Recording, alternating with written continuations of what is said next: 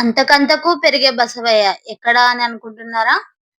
వీడియోలోకైతే వెళ్ళిపోదాం. Hi! Hello! నమస్తే. నేను మీ వేద చక్రవర్తి. మీకోసం మరొక ఇంట్రెస్టింగ్ వీడియోతో అయితే మీ ముందుకొచ్చేసానండి. అదేదో కాదు, యాగంటి పుణ్యక్షేత్రం ఎంతో ప్రకృతి రమణీయతతో ఈ యాగంటి పుణ్యక్షేత్రం అయితే ఎంతో ప్రకృతి రమణీయంగా ఉంటుందండి. ముందుగా మనమైతే కోనేరుని దర్శించుకుందామండి. ఈ కోనేరు అంటే ఎంత పురాతనమైందో ఈ రాతి కట్టడాలను చూస్తే మనకు అర్థమవుతుంది.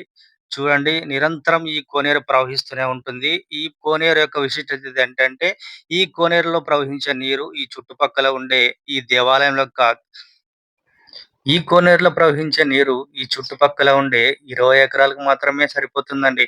ఎంత విచిత్రమో కదా! అవును, ఇది నిజమే. ఈ నీరు ఈ చుట్టుపక్కల ఉండే 20 ఎకరాలకు మాత్రమే ప్రవహించి, ఆ తర్వాత మాయమైపోతుందండి. ఇది ఈ ఉమామహేశ్వరుని యొక్క లీలగానే మనం భావించవచ్చు. అవునండి, ఈ పుష్కరంలో నిరంతరంగా ప్రవహించే ఈ నీరు చూశారు కదా మీరు. ఇక్కడ ఎంత అద్భుతంగా ఉందో ఈ కట్టడం. చూడండి, ఇవి ఎంత పురాతనమైన రాతి కట్టడాలైతే మనకు అనిపిస్తుంది. చూడండి నీరు.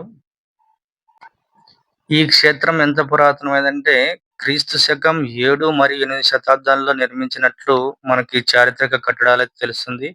పల్లలు, చోళులు, చాళుక్యులు, విజయనగరాధీశులు ఈ ఆలయాన్ని నిర్మించాలని చూశారు. కానీ పల్లలు, చోళులు, చాళుక్యులు ఇది అర్ధంతరంగా మధ్యలోనే నిలిపివేయడం జరిగింది. కానీ మన విజయనగరాధీశులు మాత్రం ఈ నిర్మాణాన్ని క్రీస్తు శకం 13 మరియు 14 శతాబ్దంలో పూర్తిగా నిర్మించారండి. చూడండి ఎంత పురాతనమైనదో. ఈ ఆలయ ప్రాంగణం కూడా మనకి ఎంతో విశాలంగా ఉంది చూడండి. ఈ ఆలయ ప్రాంగణం ఎంత విశాలంగా ఉంది. ఈ ప్రదేశంలోనండి శివుని కళ్యాణం అయితే ఎంతో అంగరంగ వైభవంగా జరుగుతుంది. ఈ ప్రదేశంలోనే ఈ ఈ ద్వారా ఇది ఎలా మ్యాట్ ఎందుకేశారంటే, వేసవి కాలంలో చిన్న పిల్లలు, వృద్ధులు వారికి వేడి ఎక్కువగా ఉంటుంది కాబట్టి ఇలాంటి మ్యాట్లు వేస్తుంటారండి వేసవి కాలంలో యాత్రికుల కోసం. వేసవిలో యాత్రికులైతే చాలా ఎక్కువగా వస్తుంటారు. ఇలా వేసవికి తాకిడి తట్టుకోవడానికి మాత్రం వేస్తుంటారు. ఇది ఆలయ గాలిగోపురం అండి. ఇది శ్రీ వెంకటేశ్వర స్వామి గుహ అండి. ఈ ధ్వజస్తంభం దగ్గరేనండి ఎన్నో సినిమాలైతే షూటింగ్ చేయడం జరిగింది. ఇక్కడ ప్రవేశానికి ముందుగా టికెట్లు తీసుకొని మనం దర్శనానికైతే వెళ్ళబోతున్నానండి. ఇదే ఒక ఆలయ ముఖద్వారం ముందుగా. ఈ ఆలయ ముఖద్వారం తర్వాత కూడా చాలా విశాలమైన ప్రాంగణం అయితే మనకు కనిపిస్తూ ఉంటుంది. ఈ ఆలయంలో ముఖ్యమైన విశేషం ఏంటంటే, ఇటు శైవ భక్తులు మరియు విష్ణు భక్తులు దర్శించుకునేటువంటి ఏకైక పుణ్యక్షేత్రం ఈ యాగంటి పుణ్యక్షేత్రమేనండి. ఈ యాగంటి పుణ్యక్షేత్రం మరొక ప్రత్యేకత ఏంటంటే, మీరు ఏ శివక్షేత్రానికి వెళ్ళినా కూడా అండి శివుడు లింగాకృతిలో కనిపిస్తాడు. ఈ యొక్క పుణ్యక్షేత్రంలో విశిష్టత ఏంటంటే, శ్రీ పార్వతీ పరమేశ్వరులు లింగాకృతిలో కాకుండా విగ్రహ రూపంలో మనకు దర్శనమిస్తారు. పసుపు పూసిన చోట అమ్మవారు, విభూది పూసిన చోట అయ్యవారుగా మనం విగ్రహ రూపాలను దర్శించుకోవచ్చండి. ఈ ఏకశిలపై అర్ధనారీశ్వరులుగా మనకు దర్శనమిస్తారండి. ఈ గర్భాలయంలో మనకు పార్వతీ పరమేశ్వరులుగా దర్శనమిస్తున్నారండి. ఈ క్షేత్రానికి క్షేత్రపాలకుడు వీరభద్ర స్వామి మనకి ఈయన ఉత్తరముఖ ద్వారంగా మనకు దర్శనమిస్తాడండి. క్షేత్రపాలకుడు వీరభద్ర స్వామి దర్శనం అనంతరము పంచ పాండవులు స్వయంగా వారి స్వహస్తాలతో ప్రతిష్ఠించిన 5 శివలింగాలైతే ఈ శివాలయం వెనక భాగంలో ప్రతిష్ఠించారండి.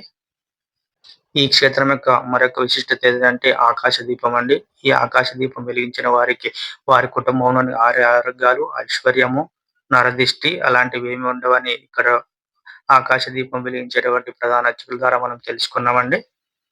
ఆకాశాన్ని దీపాన్ని వెలిగించేది ఇక్కడనే ఈ కొండపైనేనండి. చూడండి, ఇదేనండి అగస్త్య పుష్కరిణి. ఈ పుష్కరిణికి అగస్త్య పుష్కరిణి పేరు ఎలా వచ్చిందంటే, అగస్త్య మహాముని ఇక్కడ నుండి ముచ్చట్ల క్షేత్రంలోని పర్వత శ్రేణుల ద్వారా ఈ నీరు ప్రవహిస్తుందో అని అగస్త్య మహామునికి అనుమానం వచ్చింది. అక్కడికి వెళ్ళిన తర్వాత ఆయన పసుపు, కుంకుమ అక్కడ నీరు కలపగా ఈ పుష్కరంలో పసుపు, కుంకుమ కనిపించిందండి. అందుకే ఈ పుష్కరానికి అగస్త్య పుష్కర్ అని పేరు వచ్చింది. ఈ నీరే ఎంతో సహజ సిద్ధంగా అవుతుందండి. చూడండి, ఈ ప్రకృతి ఎంతో రమణీయంగా ఉంటుంది. ఈ పుష్కరంలో లభించే నీటినే స్వామివారికి అభిషేకంగా ఉపయోగిస్తూ ఉంటారు. ఈ పుష్కరంలో నీరైతే నిరంతరం ప్రవహిస్తూనే ఉంటుందండి. తర్వాత మనం చూడబోయేది కలియుగాంతం రంకెవేసే బసవయ్య. బసవా, బసవేశ్వర, నందీశ్వర, అంతకంతకు పెరిగి కలియుగాంతం రంకెవేసే బసవయ్య ఇతనేనండి. చూడండి, పూర్వం ఈ నందీశ్వరం చుట్టూ ప్రదక్షిణ చేయడానికి అవకాశంగా ఉండేదండి. ప్రస్తుతం అంటే అలాంటి అవకాశం అయితే ఏమీ లేదు. పూర్వం 4 స్తంభాల చుట్టూ ప్రదక్షిణలు చేసేవారు. ప్రస్తుతం అయితే 3 స్తంభాలే ఉన్నాయి. అంతకంతకు పెరగడం వల్ల ఒక స్తంభాన్ని అయితే తొలగించడం జరిగింది. ప్రతి 20 సంవత్సరాలకు ఒకసారి ఒక అంగుళం పెరుగుతూ ఉన్నట్లు పురావస్తు శాఖ వారు కనుగొన్నారండి. చూడండి 3 స్తంభాలు మాత్రమే మనకు కనిపిస్తున్నాయి. మరొక స్తంభాన్ని అయితే ఇక్కడ తొలగించడం అయితే జరిగింది. శ్రీ పొత్తులూరి వీరబ్రహ్మేంద్ర స్వామి తన కాలజ్ఞానంలో చెప్పినట్లు కలియుగాంతం కాలు దువ్వి రంకె వేసే బసవన్న ఇతనేనండి. పుష్కర్‌లో ఉన్న నీరు తాగి కాలు దువ్వి రంకె వేసే బసవయ్య ఉండే ప్రదేశం ఈ చోటు అని పోతులూరి వీరబ్రహ్మేంద్ర స్వామి తన కాలజ్ఞానంలో చెప్పారు.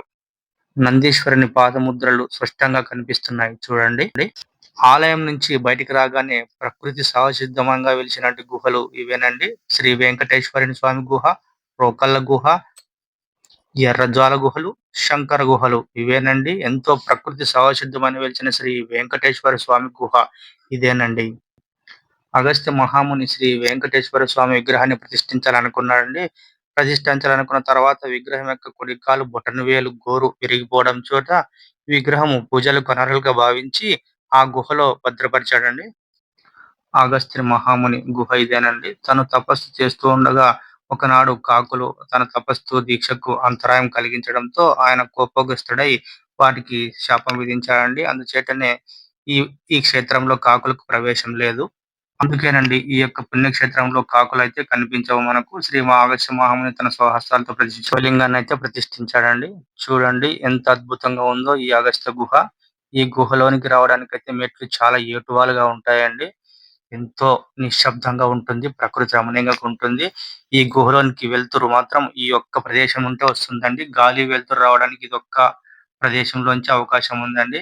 ఇక్కడ ఉన్న ప్రధాన ఈ వీడియో గనుక మీకు నచ్చితే లైక్ చేయండి. మన ఛానల్‌ని సబ్స్క్రైబ్ చేసుకోండి. తర్వాత మనం చూడబోయే గుహ శ్రీ పోతులూరి వీరబ్రహ్మేంద్ర స్వామి గారు శ్రీ గరిమిరెడ్డి అచ్చమాంబ గారికి తన కాలజ్ఞానంలోని కొన్ని విషయాలను బోధించడం జరిగినట్టు గుహ ఈ గుహలోనే అండి.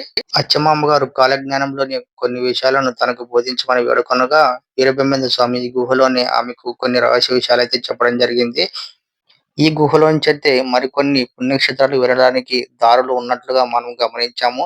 ఇక్కడ నుంచి శ్రీశైలం మరియు మహానంది పుణ్యక్షేత్రాలు వెళ్ళడానికి దారులు ఉన్నాయండి.